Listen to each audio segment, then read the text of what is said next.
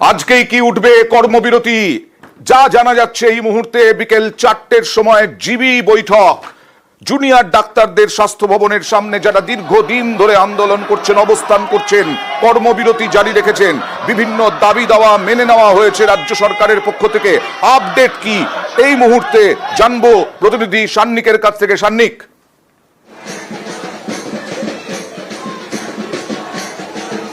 আজকে যখন সুপ্রিম কোর্টের শুনানি চলছিল সেই সময়ও বারংবার তাদের আর্গুমেন্টের মধ্যে বারংবারই কর্মবিরতির বিষয় উঠে এসেছে এবং আজকে আমরা দেখলাম জুনিয়র ডাক্তারদের আইনজীবী ইন্দিরা জয় সিং তিনিও কিন্তু আজকে জিবি মিটিং এর প্রসঙ্গটাও কিন্তু তিনি তার সওয়ালের মধ্যে তিনি করলেন এবং সেই জিবি মিটিং আজ বিকেল 4টের সময় হতে চলেছে। এখনো পর্যন্ত এমনটাই কিন্তু খবর জুনিয়র ডাক্তারদের তরফে। জুনিয়র ডাক্তাররা যেমন জানাচ্ছেন আজকে বিকেল 4টের সময় তারা এই প্যান জিবি মিটিং অর্থাৎ তাদের যে জেনারেল বডির যে মিটিং সেই মিটিং তারা করবেন এবং সেই মিটিং করার পরেই তারা সিদ্ধান্ত নেবেন কর্মবিরতিতে তারা থাকছেন নাকি তাদের কর্মবিরতি প্রত্যাহার করে তারা নিজেদের হসপিটালে তারা কাজে ফিরে যাবেন। কেননা আমরা দেখেছি গতকাল মধ্যরাতে মিটিং শেষ হয়, মুখ্যমন্ত্রী মমতা বন্দ্যোপাধ্যায়ের সঙ্গে তাদের যে মিটিং ছিল সেই মিটিং, এবং সেই মিটিং এর পরে তারা যে যথেষ্ট খুশি সেই বিষয়টাও কিন্তু তারা জানিয়েছিলেন।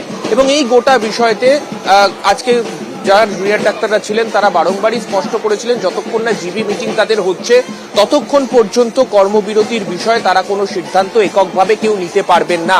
তাদের সিদ্ধান্ত নেওয়ার ক্ষেত্রে এই জিবি মিটিং অত্যন্ত গুরুত্বপূর্ণ। আমি আসবো বিকেল 4টায় আজকে জিবি বৈঠক এবং সেই জিবি বৈঠকে সিদ্ধান্ত হবে সুপ্রিম পরামর্শে আজকেই কর্মবিরতি উঠবে কিনা। অনিকেত মাহাতো কিছুক্ষণ আগে সুপ্রিম নির্দেশের পরেই, সুপ্রিম পরামর্শের পরেই কি বলেছিলেন দেখুন। এইভাবে আজকে বিংশ শতকে এসে কখনো এটা একটা যথোপযুক্ত পদক্ষেপ হতে পারে না যে মেয়েরা রাত্রে কাজ করবে না, তাদের সিকিউরিটির প্রশ্ন নিয়ে কথা যাবে, সেই জায়গা থেকে কাজ করবে না। এটা মানে এই শতাব্দীর লজ্জার মতো জায়গা। এটা কখনোই কাম্য নয়। সেটা মহামান্য সুপ্রিম কোর্ট আজকে কনসার্ন নিয়েছেন, কনসার্ন নিয়ে তাতে তার অবজারভেশন রেখেছেন। এটা আমরা ওয়েলকাম করছি। আমাদের যে দাবিগুলো যেভাবে উঠে এসছে এবং মানে আমাদের যে বারবার যেটা আমরা বলছিলাম যে আমাদের এটা একটা ন্যায়সঙ্গত দাবি, সেই দাবিকে মহামান্য সুপ্রিম কোর্টও একটা জায়গায় আজকে মান্যতা দিয়েছে বলে আমাদের মনে হলো। সেই জায়গা থেকে আমরা যেটা মনে করি যে 14 দিনের মধ্যে 7 থেকে 14 দিনের মধ্যে এই সমস্যার সমাধান করতে বলা হয়েছে, তাহলে অতি দ্রুততার সাথে যাতে করা হয় সেটা আমরা মনে করি তারা করবে। যাবতীয় যা অবজারভেশন এসছে এই কদিনের মধ্যে সেগুলো নিয়েই আমরা 4টের সময় আমাদের মিটিং ডেকেছি। এখান থেকে আলোচনা করে আমরা জানাবো যে আমরা পরবর্তী কাজ করছি না করছি। পরবর্তী কাজ কি হবে তারা জানাবেন। আমি চলে যাব আরেকবার সান্নিকের কাছে, কারণ গতকাল বেশ ফেস্টিভ মোডে ছিলেন জুনিয়র ডাক্তাররা যারা আন্দোলন করছেন, কারণ রাজ্য সরকার প্রায় সবকটি দাবি মেনে নিয়েছিল। আজকে সুপ্রিম কোর্টের ওপরেও নিশ্চয়ই নজর ছিল, সুপ্রিম কোর্টের শুনানির ওপরেও, এবং সেখানেও অনেকটাই পর্যবেক্ষণে জুনিয়র ডাক্তারদের ফরেই গেছে। নিরাপত্তা সহ বিভিন্ন বিষয়ে রাজ্য সরকারকে দ্রুততার সঙ্গে পদক্ষেপ করতে বলা হয়েছে। এখন কি মোডে আছেন তারা, কি ভাবছেন, কি বলছেন? কর্মবিরতি উঠিয়ে নেওয়ার পক্ষে নাকি?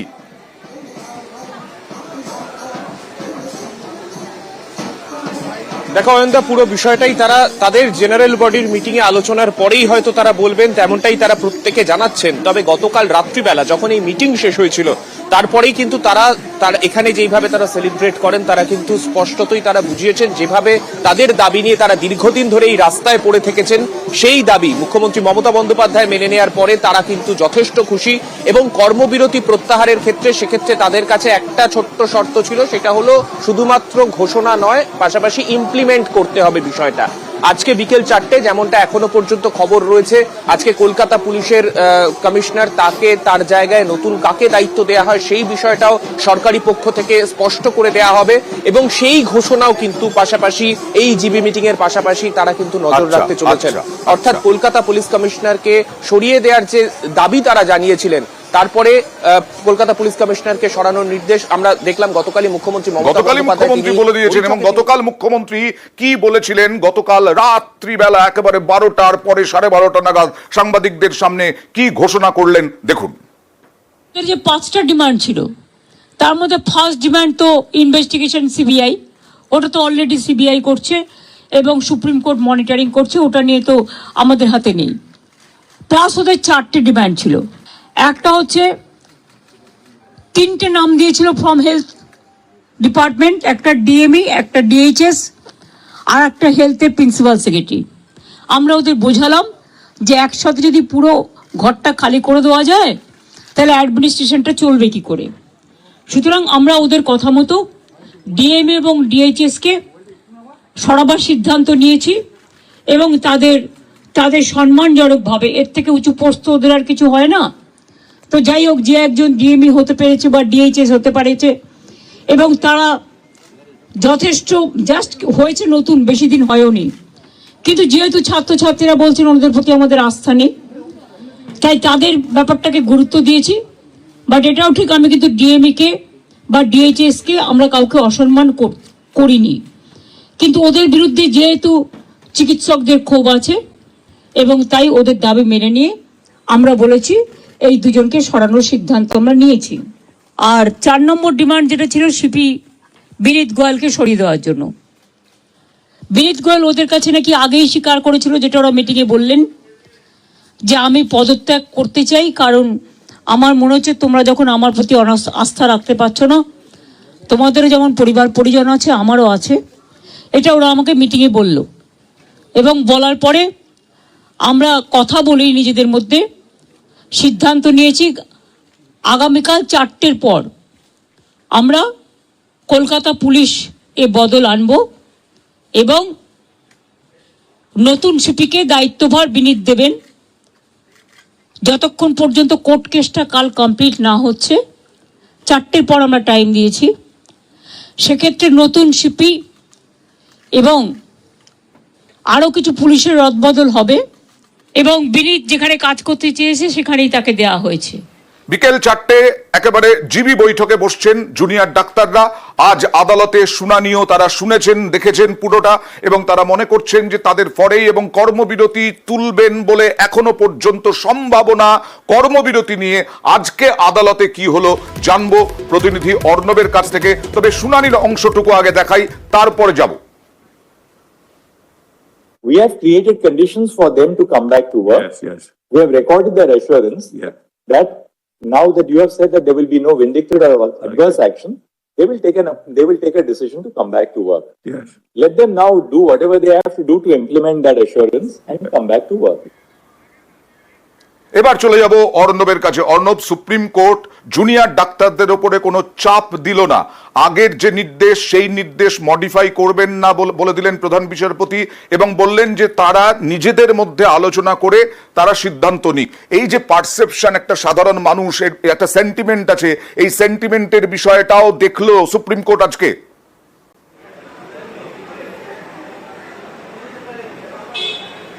একেবারে তাই। একদিক থেকে জুনিয়র ডাক্তাররা সফল এই কারণে, গতকাল মুখ্যমন্ত্রীর সাথে বৈঠক, সেখান থেকে মিনিটসে তাদের যে দাবি, সে দাবির একটা বড় অংশ পূরণ হওয়া, এবং সেই দাবিগুলি সুপ্রিম কোর্টের দেশের শীর্ষ আদালতের প্রধান বিচারপতির বেঞ্চে সেটাকে প্লেস হওয়া, নির্দেশনামা সেটা রেকর্ড হওয়া, এবং একই সঙ্গে 2 নম্বর যে পয়েন্টে মেডিকেল কাউন্সিল আমাদের রাজ্যের, স্বাস্থ্য যে বিশ্ববিদ্যালয় যারা আন্ডার তারা এই রেজিস্ট্রেশন পায় বা ডিগ্রি পায়, আর স্বাস্থ্য দপ্তর, এই 3টে বিভাগের মধ্যে খোল নলচে বদলের প্রয়োজন। এটা সুপ্রিম কোর্টের মাথায় অন্তত তাদের আইনজীবীর মাধ্যমে এটা প্রবেশ করাতে পারলেন।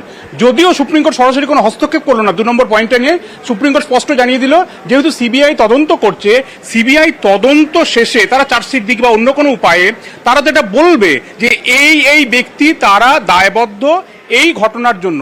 সেটা যতক্ষণ না এজেন্সি বলছে ততক্ষণ সুপ্রিম কোর্ট এই বিষয়ে হস্তক্ষেপ করবে কি? একই কথা কেন বলেছিলেন মুখ্যমন্ত্রী মমতা বন্দ্যোপাধ্যায়, যে সিবিআই যে তদন্ত করছে তারা যদি না বলে কি পদক্ষেপ করা হবে।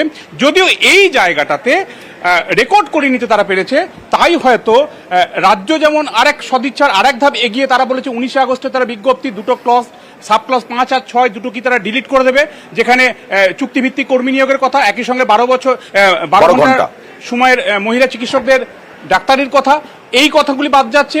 অন্যদিকে সেই পুরো মামলা শুনানিতে যেহেতু সুপ্রিম কোর্টের স্পিরিটটা জুনিয়র ডাক্তারদের ফেভারে রয়েছে এটা মনে করে তারাও কর্মবিরতি প্রত্যাহারের কথা অফিসিয়ালি জানালো, সেটাও নির্দেশনামায় উল্লেখিত হলো, এবং সুপ্রিম কোর্টকে আশ্বস্ত করছে জুনিয়র ডক্টরদের আইনজীবী যে তারা জিবি বৈঠক করে এ বিষয়ে তারা সিদ্ধান্ত নেবে, রিজিউম দেওয়ার কথা তারা কাজে ফিরবে কিনা।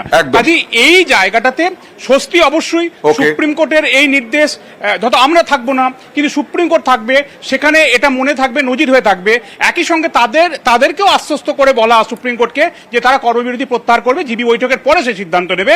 কাজেই তাদের যে 5টা পয়েন্ট, সেই 5টা পয়েন্ট এক মুখ্যমন্ত্রী স্বয়ং, রাজ্য সরকার স্বয়ং সেটা বৈঠকের পর তারা একটা মিনিস তৈরি করে, একই সঙ্গে সুপ্রিম কোর্টের নির্দেশনামার মধ্যে সেগুলি চলে আসা, এবং একেবারে। সুপ্রিম কোর্টও মনে করছে যে দুটো যে পয়েন্ট, 2 নম্বর পয়েন্ট এবং 1 নম্বর পয়েন্ট সিবিআই তদন্ত করছে, বিচার তারা করবে, এবং 2 নম্বর পয়েন্টে নিয়ে তাদের যে খুঁতখুঁত ছিল সেটাও কিন্তু সুপ্রিম কোর্ট ক্লিয়ার করে দিল যে সিবিআই যতক্ষণ না এবং fixation তাছাড়াও করছে, নিরাপত্তার স্বাস্থ্য একটা দাবি ছিল, নিরাপত্তা।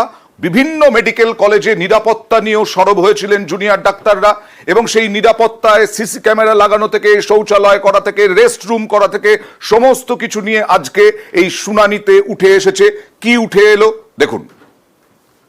In every district in West Bengal, the collector and district magistrate, one, and second, the superintendent of police, they must ensure and oversee that these arrangements are in place. Absolutely. In terms of the CCTV cameras, the location for the CCTV cameras, and most importantly, there has to be some SOP.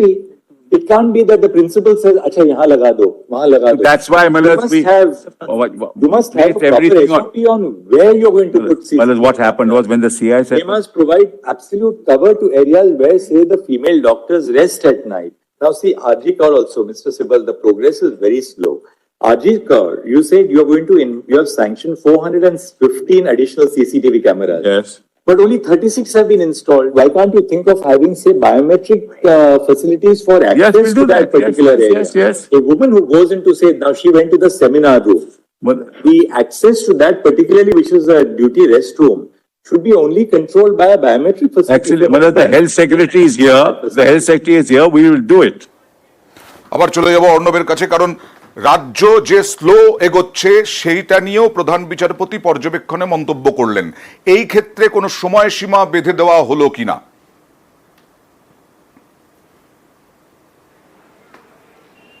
দেখো, আপাতত ভাবে কলকাতা এবং মূলত যেখানে এই চিকিৎসা বিজ্ঞান পড়ানো হয়, অর্থাৎ জুনিয়র ডাক্তাররা পড়াশোনা করেন, প্রাথমিকভাবে 37টা মেডিকেল কলেজ, যেটা কলকাতার মধ্যে 9টা রয়েছে এবং তার বাইরে জেলা জুড়ে ছড়িয়ে রয়েছে, মফস্বল জুড়ে ছড়িয়ে রয়েছে 28টা। এই 37টা মেডিকেল কলেজ বা হাসপাতাল, সরকারি হাসপাতালে আগামী 2 সপ্তাহের মধ্যে এই সিসিটিভি, রেস্ট রুম, শৌচাগার, একই সঙ্গে নিরাপত্তার বন্দোবস্ত যা রয়েছে বর্তমানে সেখান থেকে আরও বাড়ানো, একেবারে দৃষ্টত অর্থাৎ চোখে দেখা যাবে সেটা বৃদ্ধি হচ্ছে, এটা কিন্তু রাজ্যকে পদক্ষেপ করতে হবে। এবং এটা যে কমপ্লায়েন্স করছে, রাজ্য যে পদক্ষেপ করছে, সেটা রাজ্যের স্বাস্থ্য সচিবকে হলফনামা আকারে আগামী 2 সপ্তাহের মধ্যে জমা দিতে হবে। অর্থাৎ আরজি কর হাসপাতালে সিআইএসএফ রয়েছে 232 জন, তার সঙ্গে আরও 80-85 জন অতিরিক্ত রাজ্যের ফোর্স সেখানে মোতায়েন করা হয়েছে, সিসি ক্যামেরা বেশ কিছু ইনস্টল করা হয়েছে। এটাতে সুপ্রিম কোর্টের মনে হয়েছে যেখানে এই ঘটনা ঘটেছে সেটা ধীর গতিতে হচ্ছে, এটা স্লো, এটাই কাজটা আরো দ্রুততার সঙ্গে করতে হবে। কাজেই এই নিরাপত্তা যে ফাঁক ফকর ছিল, যেটা জুনিয়র ডাক্তাররা বলছিলেন, সেটা সুপ্রিম কোর্টের প্রধান বিচারপতিও কিন্তু তার মন্তব্যটা স্পষ্ট করেছেন। কাজে আগামী 2 সপ্তাহ কিন্তু একটা ডেডলাইন রাজ্যের জন্য। এই 37টা যে মেডিকেল কলেজ হাসপাতাল সরকারি, সেখানে কিন্তু নিরাপত্তার বন্দোবস্ত, একজন সিসিটিভি, এগুলো কিন্তু খুব দ্রুত সমাধানের দিকে এগোতে হবে, সেই বার্তা সুপ্রিম কোর্ট দিয়েছে। আজ আদালতে আর কি কি হলো? আরো বেশ কিছু গুরুত্বপূর্ণ বিষয় উঠে এলো শুনানিতে, পর্যবেক্ষণে, মন্তব্যে। দেখাবো একটা ছোট্ট